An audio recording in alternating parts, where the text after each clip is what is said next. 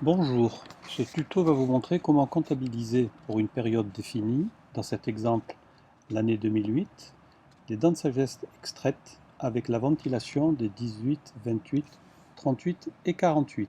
Vous êtes prêts? C'est parti. Onglet utilitaire, icône liste des patients. Comme la recherche va s'effectuer sur l'année 2008, on va saisir l'année 2008, 31, 12, 2008. Ça va nous permettre d'éliminer tous les actes effectués au-delà de l'année 2008. On demande imprimer une autre liste.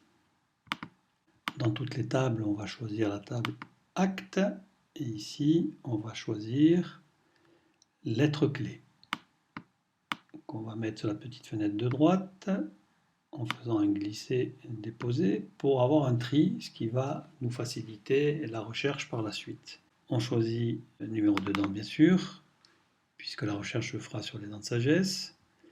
La date de pause, qui est la date de l'acte, aussi on va trier sur la date pause. Et puis, comme information supplémentaire, on va demander dans patient, la table patient, le nom, le prénom, et puis dans la table opérateur, le nom de l'opérateur, puisqu'on aura la liste des opérateurs travaillant dans ce cabinet. À ce stade, vous pouvez enregistrer ces paramètres en créant un fichier 4D, en demandant fichier enregistré. Vous donnez le nom que vous souhaitez, vous l'enregistrez, et vous allez le voir apparaître ici. Sur le bureau, c'est un fichier 4D. L'intérêt, c'est, dans une autre circonstance, si vous voulez avoir les mêmes paramètres, ça vous permet de ne pas les ressaisir. Je vais vous montrer comment ça se passe. Ici, on va effacer tous les paramètres et je vais demander fichier ouvrir. Je le choisis, j'ouvre et j'ai de nouveau mes paramètres. Bien. Maintenant, on va demander la destination de ce fichier qui va être 4D View, qui est le plugin tableur de 4D. Voilà, et on demande fichier exécuté ou par cette petite icône ici qui a la même fonction exécuter. Donc on clique dessus et 4D va faire cette recherche. Voilà. On va baisser la fenêtre pour avoir accès au menu. Dans cette fenêtre, vous avez la colonne des lettres clés, la colonne avec le numéro des dents, la colonne de la date de l'acte, le nom et le prénom du patient et le nom ou les noms des praticiens de ce cabinet. Donc on va isoler les décès de 2008. Voilà les décès ici, donc décès et 2008. Décès 2008, voilà ici.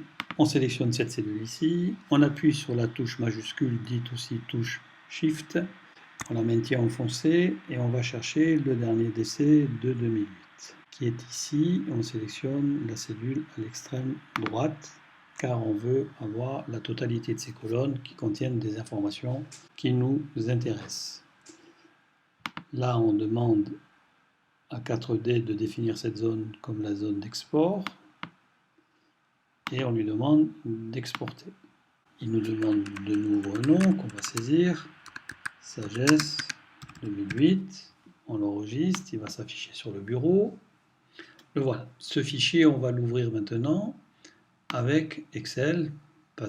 Pourquoi Excel? Parce qu'Excel contient des fonctions de calcul plus puissantes que 4D, que 4D View n'a pas. Voilà. Voilà, nous avons notre feuille Excel ici avec tous nos décès, les différentes numéros des dents, l'année 2008, le nom et le prénom des patients et les différents ou les praticiens.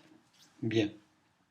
Alors, pour les besoins de la démonstration, je vais chercher quelques dents d'Aziès et je vais changer le nom comme s'il y avait un deuxième praticien dans ce cabinet.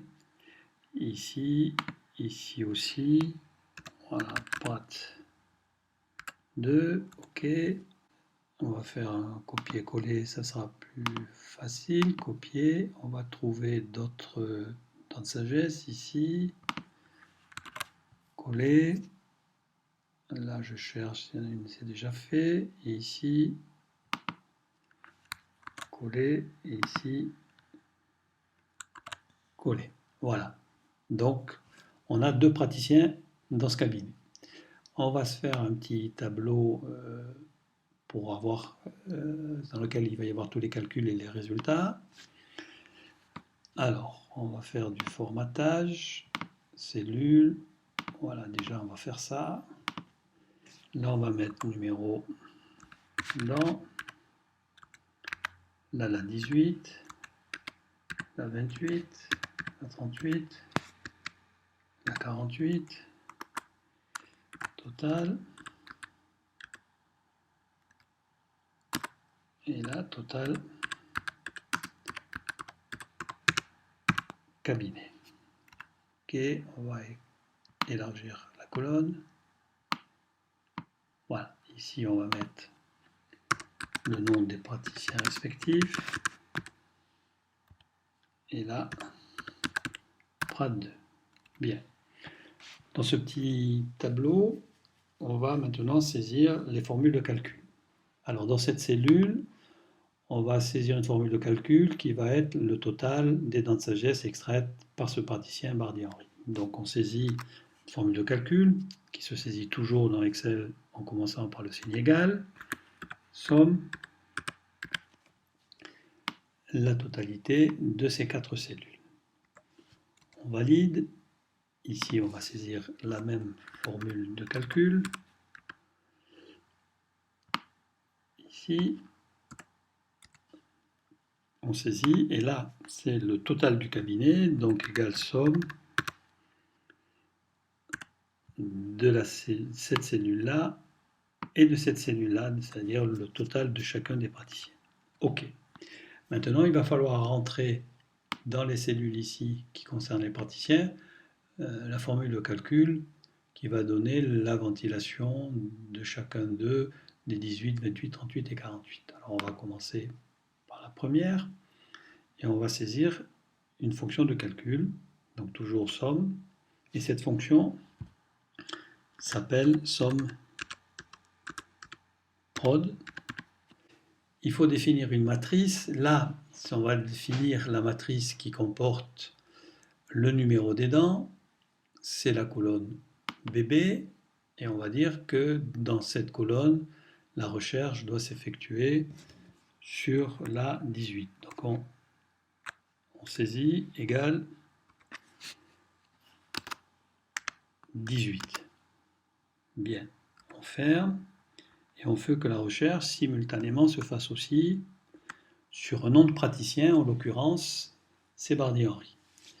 Donc la matrice, c'est celle qui comporte le nom des praticiens, c'est la matrice FF, et on veut que ce soit égal, que la recherche se fasse sur Bardi-Henry. Donc on met égal, guillemets, Bardi-Henry.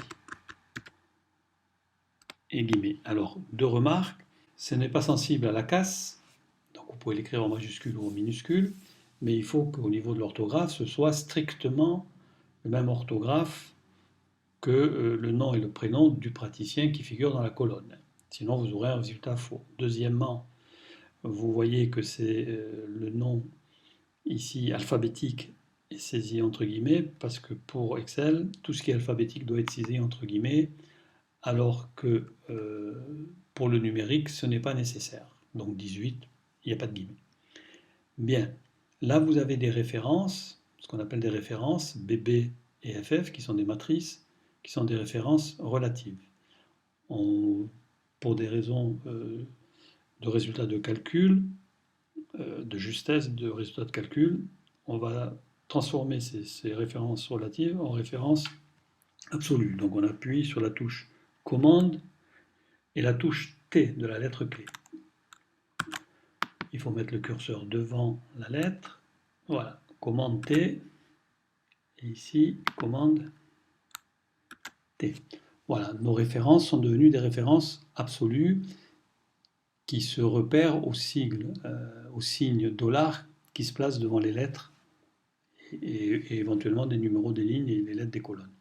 Bien, pourquoi une référence absolue par rapport à une référence relative? Une référence absolue fait que quelle que soit la formule de calcul que vous l'avez saisir dans une feuille Excel, ça fera toujours référence à ces colonnes-là, alors que si c'était une référence relative, suivant l'emplacement de la cellule dans laquelle vous saisissez une formule de calcul, Excel va recalculer en fonction des colonnes.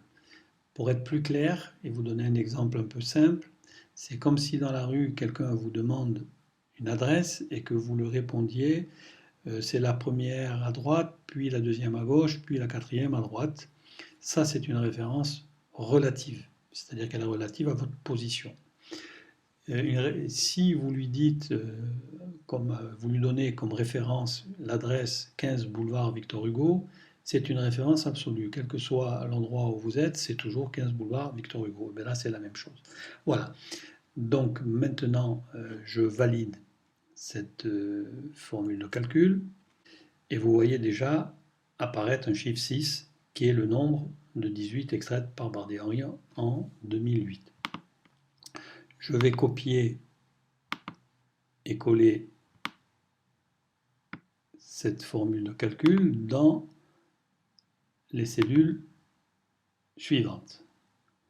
Sauf qu'il faut que j'apporte une correction. Là, cette cellule concerne la 28, donc je vais faire une modification et je saisis 28. Là, on est dans ça concerne la 38, donc je saisis 38. Et là, la 48. Voilà. Là, j'ai la ventilation de chaque dent de sagesse, 18, 28, 38 et 48. Le total ici. Et comme là, il n'y en a pas, c'est le total du cabinet, c'est 29. Mais comme il y a un deuxième praticien, qui s'appelle Prat 2, on va rentrer sa formule de calcul pour lui. Donc je vais faire un copier, coller. Bien. Là, on est toujours dans la recherche de la 18, sauf que là, ça concerne toujours Bardet-Henry. Donc je vais changer, je vais faire un copier, je vais revenir dans ma formule, et à la place de Bardet-Henry, je vais saisir Prat 2. OK, voilà. Là, j'ai déjà le nombre de 18 extraits en 2008 par Prat 2. Je vais faire un copier, coller, coller sur les cellules suivantes, coller. Sauf que là, je suis en 18 et il faut que ce soit la 48. Donc je saisis 48. Là, c'est la 38. Donc je saisis 38. Là, c'est la 28. Donc je saisis 28. Voilà, je vérifie. Là, c'est bien la 18 de Prat 2, la 28 de Prat 2, la 38 de Prat 2 et la 48 de Prat 2. Donc là, vous avez la ventilation de chaque dent de sagesse par chaque praticien, leur total respectif et le total du cabinet. Voilà. Donc ce document Excel maintenant, vous en faites ce que vous voulez, vous l'enregistrez, ou vous l'enregistrez au format PDF, vous l'imprimez éventuellement. Voilà. Donc, seule petite remarque avant de finir, c'est que on pourrait reprocher à cette procédure de ne pas être peut-être tout à fait exacte parce que tous les actes chirurgicaux sont codifiés avec une lettre d'essai. Donc on peut dire que la lettre d'essai concerne aussi des actes qui ne sont pas des extractions. Alors, c'est vrai, des actes en décès qui ne sont pas des extractions, on va trouver des kystes. Mais bon, des kystes sur des dents de sagesse, généralement, ça se termine par une extraction. Donc, il y a peu de chances que le résultat soit vraiment faux. Voilà, c'est la petite précision que je voulais apporter. Ceci étant dit, je vous remercie pour votre attention. C'est un petit peu peut-être compliqué pour avoir ce type de résultat. J'espère que ça pourra vous être utile et puis je vous dis à bientôt, éventuellement pour un autre tuto.